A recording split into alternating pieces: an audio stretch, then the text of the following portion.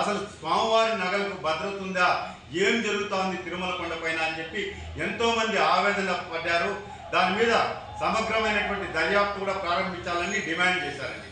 ఆ సందర్భంలో 2019లో ఎన్నికలు జరగబోతున్నాయి కాబట్టి చంద్రబాబు నాయుడు గారిని ఏదో ఒక విధంగా అప్రతిష్ట పాలు చేయాలని చెప్పని ఇక్కడ ప్రధాన అర్చకులు గారు చెప్పిన మాటని వక్రీకరిస్తూ దాన్ని రాజకీయ కోణంలోకి తీసుకొని ఎవరైతే అప్పటి రాజ్యసభ సభ్యులు విజయసాయి రెడ్డి గారు బహిరంగ ప్రకటన చేశారు, స్వామివారి పింక్ డైమండ్ బయటకు వచ్చేసింది, అది చంద్రబాబు నాయుడు గారి ఇంట్లోకి చేరిపోయింది, మీరు పోలీసు బలగాలతో విజిలెన్స్ అధికారులు టీటీడీ అధికారులు వెంటనే చంద్రబాబు నాయుడు గారి ఇంటిని ముట్టడించి మీరు తనిఖీలు చేస్తే పింక్ డైమండ్ దొరుకుతుంది, మీరు ఆలస్యం చేస్తే ఆ పింక్ డైమండ్ ఖండాంతరాలు దాటిపోతాయి అని చెప్పి ఆ రోజు రాజ్యసభ సభ్యులు విజయసాయి రెడ్డి గారు చెప్పడంతో అప్పుడు ఉన్నటువంటి ముఖ్యమంత్రి చంద్రబాబు నాయుడు గారు దానిని సీరియస్గా పరిగణించి తప్పుడు ప్రచారం చేశారు, పార్టీని నన్ను వ్యక్తిగతంగా టార్గెట్ చేశారని చెప్పని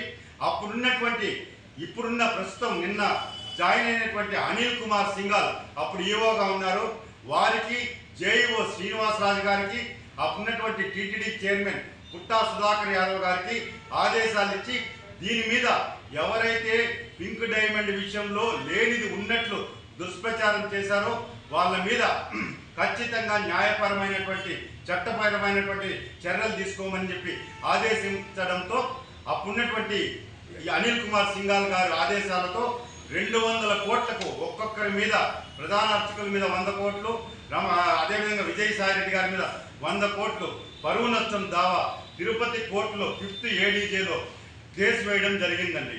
ఆ కేసు నెంబరు 050000264218.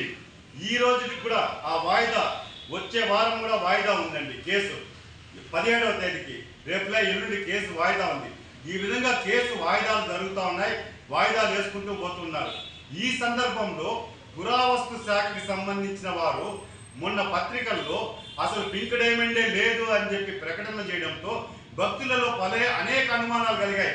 అసలు ఈ సందర్భంలో ఎందుకు అనాల్సి వచ్చింది, గతంలో అనిల్ కుమార్ సింఘాల్ గారు ఉన్నప్పుడు జరిగిన సంఘటనని ఆయన వచ్చి బాధ్యతలు స్వీకరించిన 2వ రోజే ఈ ప్రకటన ఎందుకు వచ్చింది, దీనిలో ఏమన్నా కుట్ర కోణం దాగుందా అన్నటువంటి అనుమానాలు భక్తుల్లో కలుగుతున్నాయి.